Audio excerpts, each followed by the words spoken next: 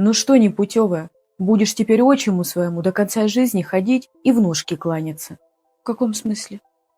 Уболтал он меня насчет ребенка твоего. Рожать будешь. Дядь Витя сказал, что разберемся. Вырастим как-нибудь. Правда?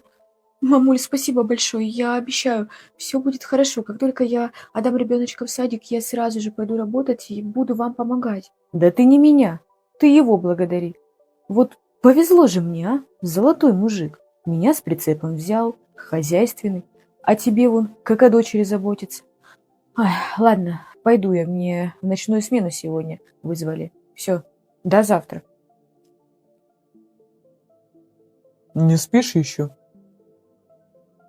Да, как раз собираюсь. А что? Ну, придется сон отложить. Халтурка нарисовалась. Там на кухне клиент новый, мужик видный,